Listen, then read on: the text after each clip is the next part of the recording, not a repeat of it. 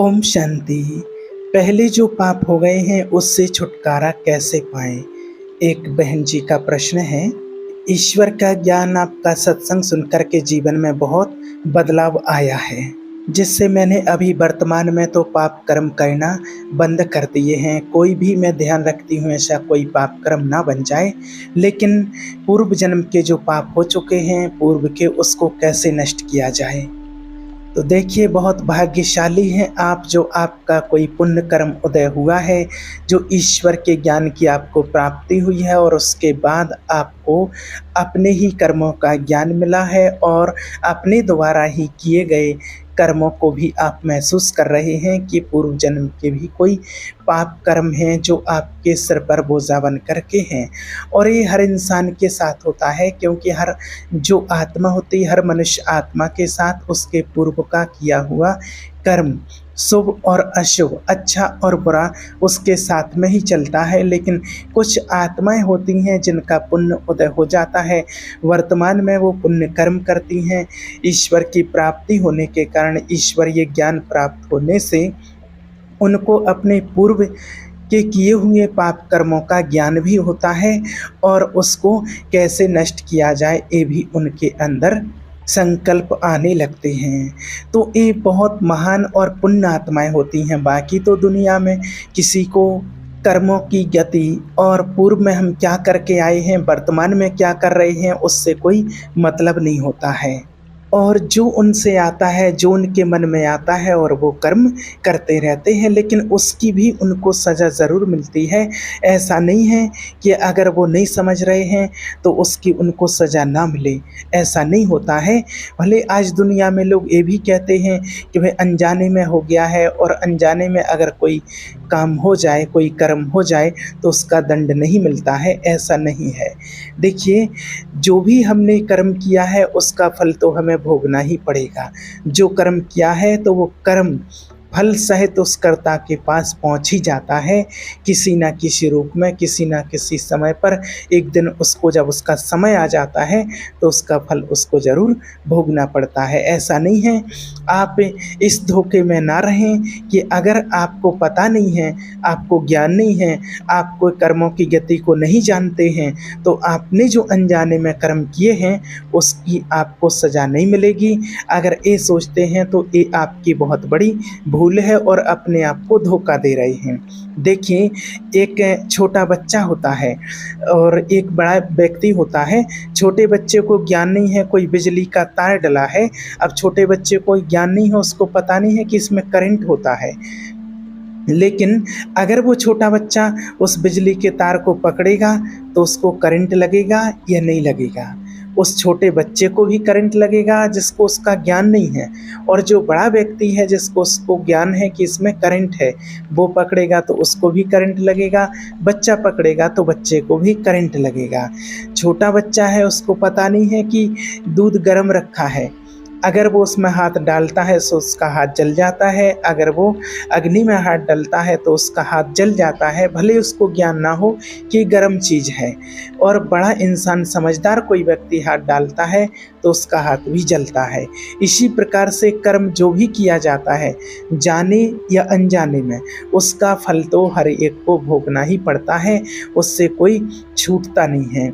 इसलिए अपने कर्मों से बचें, पाप कर्मों से बचें, और जो पूर्व में जो पाप कर्म बन चुके हैं उनको नष्ट करने के लिए आप वर्तमान में इस समय परमात्मा को याद कीजिए, वर्तमान को सुधार लीजिए, तो भूत और भविष्य दोनों मंगलमय हो जाएंगे। अगर वर्तमान बिगड़ गया तो भूत बन के लगेगा ही, भूत तो भूत बन के लगेगा ही। और भूत जिसको लगता है ना, तो वो चैन से रहने देता है क्या? तो भूत का जो कर्म है वो भूत जैसा ही होता है। जो शुभ और अशुभ कर्म हैं वो दोनों ही हमारे साथ में चलते हैं। जहाँ जिस तरह का जो कष्ट विधान लिखा होता है वो दंड भोगता रहता है। तो हमारा तो देखिए मनुष्य जीवन मिला है और परमात्मा का श्रेष्ठ ज्ञान मिला है, तो परमात्मा ने कहा ही है कि अपना अब भविष्य का निर्माण हम स्वयं कर सकते हैं। और ये हमारा कोई पशु पक्षियों का जीवन नहीं है, पशु पक्षियों जैसा शरीर थोड़ी हमें मिला है कि जो लिखा है तो उसी भूत के विधान से हम जिएं।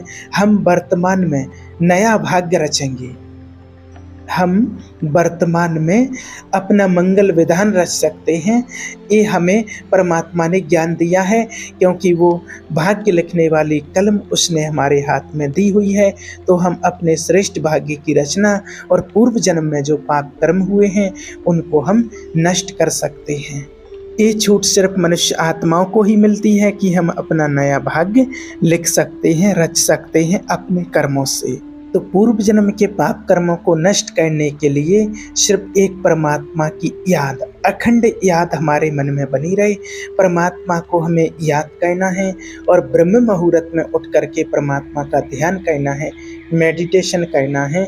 और वो शक्ति हमें परमात्मा से ब्रह्म मुहूर्त में मिलती है, क्योंकि उसको कहा जाता है अमृत वेला, जहाँ अमृत का पान करती है आत्मा और अमर बन जाती है।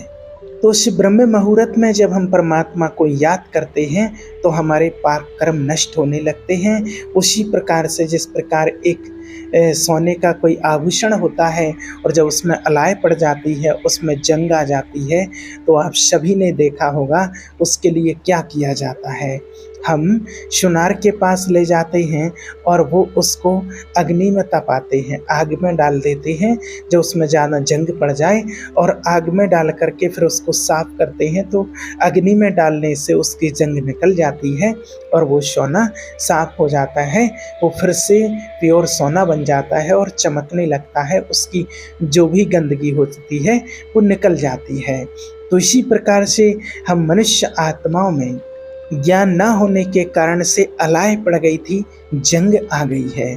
और किसी किसी को तो ये वासना ही नहीं आती, महसूसता ही नहीं होती है, लेकिन जिन आत्माओं को ये ज्ञान मिल चुका है परमात्मा का, उन्होंने परमात्मा को पहचान लिया है, अपने कर्मों की गति को जान लिया है, तो उन आत्माओं को महसूसता होती है, उनको ज्ञान हो जाता है कि पूर्व जन्म में या इसी जन्म में पूर्व में हमने बहुत पाप किए हैं। तो उसके लिए परमात्मा को याद करना है आपको। जब परमात्मा को याद करते हैं ब्रह्म मुहूर्त में और परमात्मा का ध्यान करते हैं, तो वैसे ही सूक्ष्म किरणें उस परमात्मा की, वो सूक्ष्म अग्नि हमारे ऊपर, हम आत्माओं के ऊपर पड़ती है और हमारे अंदर की जो पाप कर्म है, आत्मा पर जो पाप कर्मों का बोझा है, और वो धीरे धीरे करके नष्ट होने लगते हैं और आत्मा एकदम हल्की होने लगती है। और जैसे ही जैसे पाप कर्म नष्ट होते हैं तो आत्मा को बहुत अच्छी अनुभूतियाँ होने लगती हैं। उस आत्मा की ऑटोमेटिक खुशी बढ़ने लगती है, उसका क्रोध गायब होने लगता है, उसकी कोई इच्छाएं नहीं रह जाती हैं, उसकी सारी इच्छाएं नष्ट होने लगती हैं, जो उसके पाप नष्ट होकर के और वो पुण्य आत्मा बनने लगती है। तो फिर उसे और कोई इच्छा नहीं रह जाती है, उसे परमात्मा की अनुभूति होने लगती है, जिस आत्मा के पाप कर्म नष्ट होने लगते हैं। वो सबको समान भाव से देखने लगती हैं, किसी से नफरत, घृणा, ईर्ष्या, द्वेष की भावना उस आत्मा के अंदर फिर नहीं रह जाती है और वो पुण्य आत्मा बन जाती है। और इस जन्म का अगर कोई ऐसा पाप कर्म है जो आपको अभी याद है कि हमने क्या पाप कर्म किया है, क्योंकि इस जन्म के पाप तो हमें याद भी रहते हैं कि हमने क्या किया है, तो आप सच्चे दिल से परमात्मा को सुनाइए। आप परमात्मा को लेटर लिख सकते हैं, या फिर मन ही मन अगर आपको नहीं लिखना है या आपको लगता है कि मैं नहीं लिख सकता हूँ, तो आप सिर्फ परमात्मा को बताइए। परमात्मा आपके मन की बात को सुनता है। कुछ ऐसी बातें होती हैं, कोई ऐसे पाप कर्म बन जाते हैं जो हम अपने सिवा किसी और को बता नहीं सकते हैं, तो वो आप परमात्मा को बताइए। भगवान आपको उस समस्या से, उस पाप कर्म से बाहर निकालने का रास्ता दिखाएंगे। तो जो पाप ऐसा बन चुका है उसके लिए आप परमात्मा को बताइए, परमात्मा से दिल से माफ़ी मांगिए कि शिव बाबा, हे परमेश्वर, मुझ आत्मा से ये भूल हो गई है, ये गलती हो गई है और इसको आप माफ़ कर दो और आगे से ऐसी गलती दोबारा से नहीं होगी। तो जब आप परमात्मा को दिल से और एक सच्ची भावना रख कर के सच्चाई से जब उसको बताते हैं, तो आपके द्वारा जो हुआ पाप कर्म है वो थोड़ा कम हो जाता है। भगवान कहते हैं कि वो आधा हो जाता है और जो आधा बचा हुआ है उसके लिए आपको मेडिटेशन करना है, पावरफुल मेडिटेशन ब्रह्म मुहूर्त में करना है, आपको रोज़ तपस्या करनी है, उससे आपके वो पाप कर्म नष्ट हो जाएंगे। परमात्मा को याद करना है, नाम जप करना है और जो गलती हो चुकी है, जो इस जन्म की जो बताया है, और वो गलती फिर दोबारा से नहीं होनी चाहिए, इस बात का भी आपको विशेष ध्यान रखना है। अगर आपके द्वारा किसी आत्मा को कष्ट मिला है, अगर वो पाप बना है, तो आप मन ही मन शिव बाबा को तो बताएंगे ही और उस आत्मा से भी आप माफ़ी मांगेंगे कि मेरे द्वारा जो भी गलती हो गई है उसको आप माफ़ कर दीजिए। और अगर उस आत्मा के द्वारा कोई गलती हो गई है तो आप भी उसको माफ़ कर दें, मन ही मन उनसे माफ़ी मांगें कि मैं भी आपको माफ़ करता हूँ और आप भी मुझको माफ़ कर दें। और जब आप पुण्य कर्म करने लग जाएंगे तो ऑटोमेटिक आपके पाप कर्मों का जो फैसला है वो हल्का हो जाएगा, क्योंकि अब आप पाप कर्म नहीं कर रहे हैं और जो पूर्व का है हिसाब उसको आप मेडिटेशन से नष्ट कर रहे हैं, चुकतू कर रहे हैं और अभी पुण्य कर्म कर रहे हैं, तो आगे चल के आपका जीवन बहुत सुखमय बन जाएगा। और जब पूर्व का पाप कर्म आपका नष्ट हो जाएगा तो आपका आगे का जीवन सुखमय व्यतीत होगा ही, और वो होगा आपका अच्छे आचरण, मंगल आचरण, परमात्मा की याद, परमात्मा का सत्संग सुनने से। वो आपके मनमाने आचरण से ठीक नहीं होगा, वो तो फिर और ही अपने मन के आचरणों से, गंदे आचरणों से तो और ही गंदा हो जाएगा। तो आपको एक तो परमात्मा को याद करने का अभ्यास करना है, परमात्मा को याद करना है और परहित की भावना रखनी है, सबके प्रति एक का दृष्टि रखनी है, आपको समदृष्टि रखनी है और सभी को सुख प्रदान करने की भावना अपने अंदर से रखनी है। क्योंकि अपने लिए और अपनों के लिए तो हम कर रहे हैं, लेकिन परोपकार करना है, पुण्य कर्म करना है। परोपकार बहुत बड़ा पुण्य होता है, जो हम निस्वार्थ भाव से करते हैं वो बहुत हमारा पुण्य के खाते में जमा होता है। जिस प्रकार से आपने देखा होगा आज बहुत प्रकृति जो हमारी सेवा कर रही है वो एक निस्वार्थ भाव से जो हमें उसके द्वारा मिलता है। जैसे वृक्ष है तो वो कभी अपना फल नहीं खाते हैं, हमेशा दूसरों के लिए होते हैं। वृक्ष धूप में खड़े रहते हैं और वो फल देते हैं और दूसरों को छाया देते हैं। हम सब वृक्ष की छाया में बैठते हैं, हम वृक्ष को क्या देते हैं, उसको कुछ नहीं दे पाते हैं और वृक्ष हमें सुंदर फल देता है, छाया प्रदान करते हैं। जैसे नदी है, तालाब होता है, कुआं होता है, ये हमेशा दूसरों की प्यास बुझाने के लिए होते हैं। नदी कभी अपना जल नहीं पीती है, पेड़ कभी अपना फल नहीं खाते हैं। ऐसी परोपकार की भावना हमारे अंदर होनी चाहिए जो दूसरों को हम सुख प्रदान करें और किसी से कोई बिना इच्छा के निस्वार्थ ये सेवा आपको करनी है, तो इससे आपका पुण्य और बढ़ेगा। और एकदम पवित्र विचार, आपके पवित्र आहार, पवित्र भोजन होना चाहिए।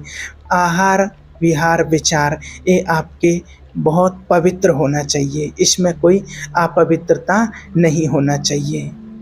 तो इस प्रकार से आप अभी वर्तमान में अपना जीवन इतना श्रेष्ठ बनाइए, अपने कर्मों को सुधारेंगे और इस प्रकार से चलेंगे तो आपके पूर्व के जो पाप कर्म हैं वो नष्ट हो जाएंगे।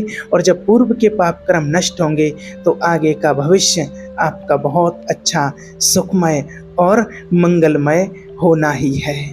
और फिर आपको किसी से पूछना नहीं पड़ेगा, वो सुखमय अनुभूति आपको होगी जब आपके पाप कर्म नष्ट हो जाते हैं।